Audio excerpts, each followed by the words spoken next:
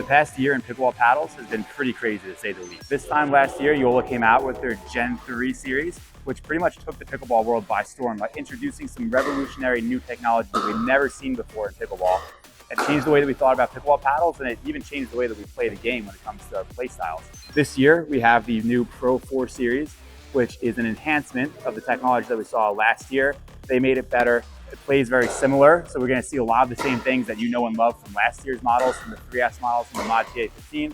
And we're going to see what I think is the most impressive thing here, that JOOLA really took into account customer feedback. And we saw a massive upgrade to pretty much all the things that people didn't like about the previous year's series. There's a lot to say about these paddles. I've been playing with them quite a bit for the past couple of weeks. I've gotten a pretty good feel for how they play all around the court. Today I'm going to break down the JOOLA Pro 4 series. I have my Perseus 16 here. Let's get into it. So we're going to start off with a few of the questions that I know you've all been waiting for, which is, how does this play compare to last year's 3S and the Mod TA15? And I have to say, pretty similar. When it came to power and spin, I was seeing pretty much the same kind of thing, seeing a lot of that pop that we know and love. On the soft game, I was still seeing a lot of that touch. And the technology that they use, what's so unique about it is that it almost changes the way that it plays based on the shot that you're hitting.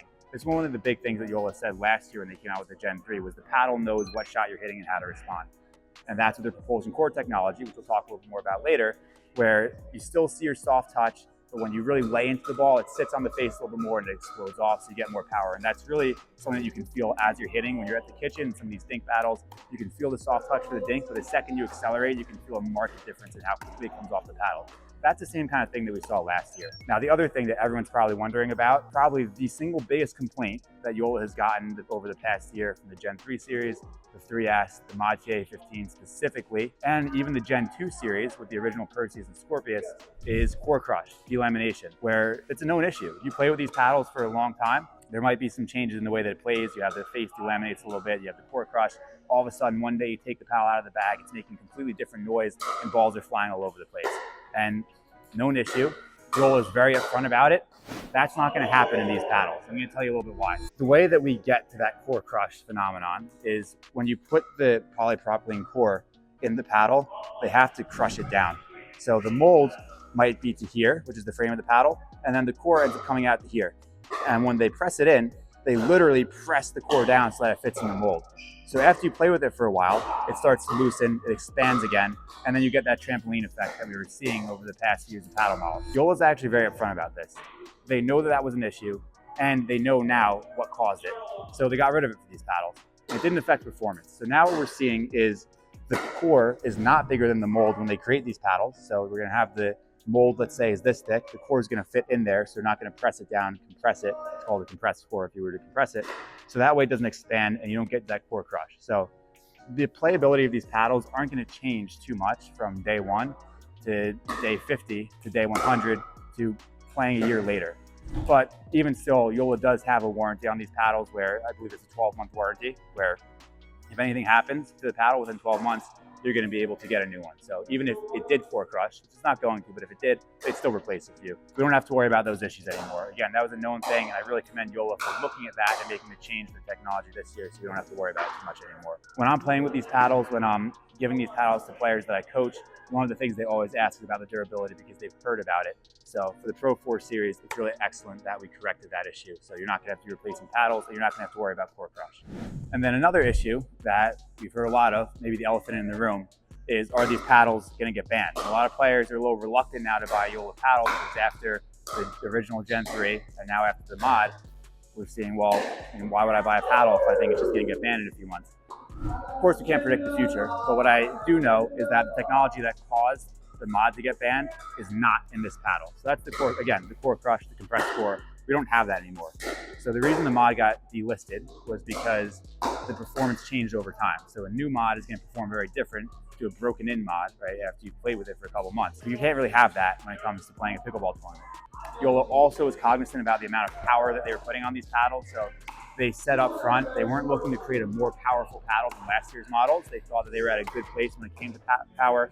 So now we're looking at more control, more spin, and more durability overall, and it's making a paddle that is long lasting, that you can play with for a long time. So when it comes to the technology in these paddles, first of all, we have the propulsion core, That's the same technology that we saw last year, where we have some foam in the edge of the paddle here. So it doesn't go all the way around. It starts about here, it goes all the way up, and then back down here on this side. And if you press in on the sides, you can actually feel it's a little soft to the touch. So what that does is it allows the face to flex. So when you hit the ball, it sinks in and you get a little more dwell time.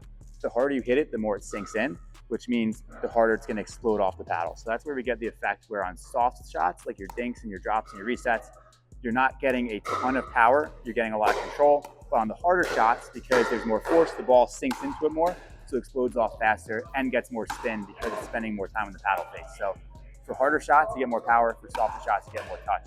That's the concept, and that is how it plays. It's something that you can actually feel when you're switching between shots. When you're hitting a dink, you can feel that it's softer, and when you hit a harder shot, you can feel it physically come off the paddle faster. And the new technology that we're introducing this year, which is very different from last year, is called Tech Flex Power. So TFP right here on the side of the paddle. That's gonna be foam that's injected into the throat. So it's right around here. It's a stiffer foam than what's in the side up here. And this is gonna allow the throat to flex a little bit when you swing. So that's gonna help you with your power production. It's gonna reinforce the throat so that it's not breaking down there, and it's gonna add more stability to the paddle. It also adds a little bit more weight, where I didn't feel like my hands were any slower. It's not a lot more weight, but it does feel more solid and stable in your hand. And also this comes out on your drives. So when you're hitting a harder shot, it gives you more stability and plow through. So you're gonna have that easier access to power and spin, where on your soft shots, you're not gonna see a lot of that effect, but you could feel it more on the hard shots. It feels a lot more stable than the previous models. Even just in my hand, holding the paddle, playing with it, it feels like a much more stable paddle, a much higher quality paddle than last year's model, which felt at times maybe a little bit light, specifically the mod, and maybe even a little bit hollow. This feels a little more dense, a little more stable, higher quality. And again, on those harder shots, you get a lot more plow through because of the technology here in the throat. And this paddle is dual certified. So we have the UPAA certification and the USA Pickleball certification. So you could play with this paddle in pretty much any tournament out there.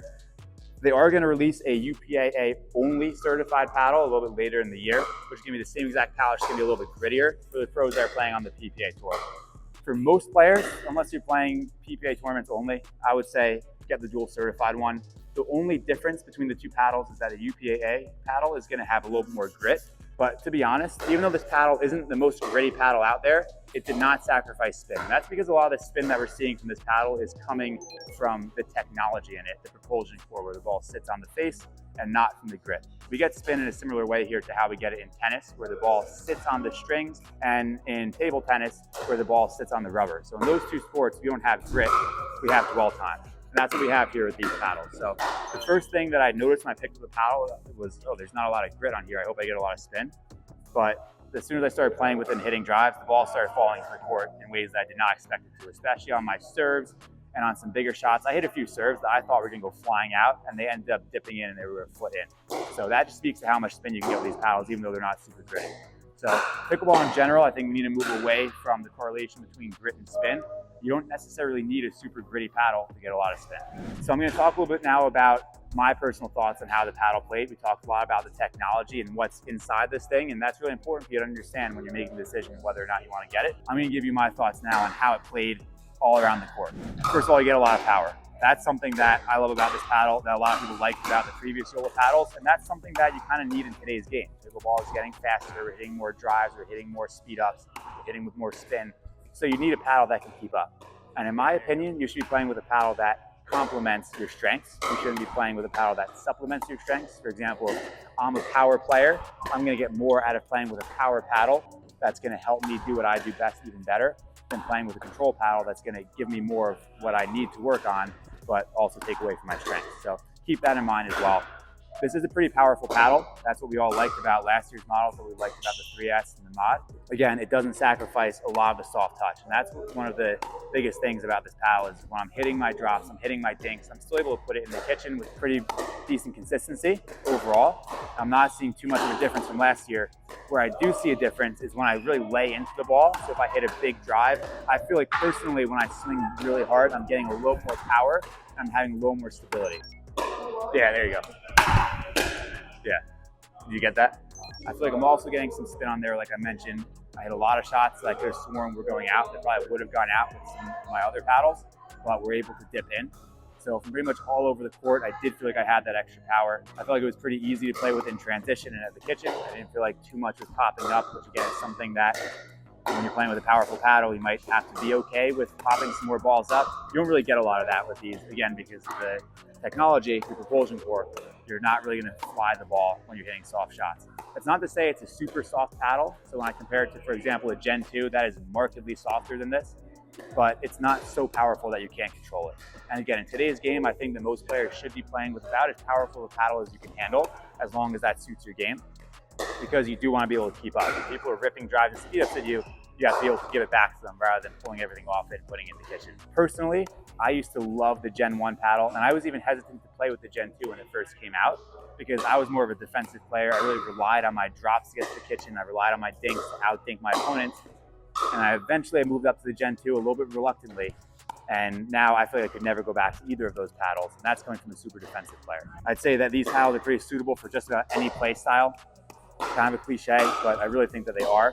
Because again, you're not getting too much power on your soft shot. So if you're a soft player, you'll be able to control it. But it does give you that access to power when you need it. And power is something where when you need it, you better have it. Because you want to be able to put that ball away whenever you have the opportunity to in today's game. So I have the Perseus 16 here. This paddle is going to come in a few different shapes. We're going to have the Perseus shape, which is your more standard elongated with the flat top and your 5.5-inch handle. We're also going to have the Scorpius shape that we saw last year, which is more of the standard shape. We're going to have the Magnus, which is the elongated shape with a shorter grip. We're going to have the Hyperion, which is elongated with a curved top. And then those are all from the same as last year. So if you're familiar with those paddle shapes last year, you'll be familiar again with them this year. There's no difference with the technology in those paddle shapes. The only difference is going to be in the shape. So the playability changes a little bit based on the shape.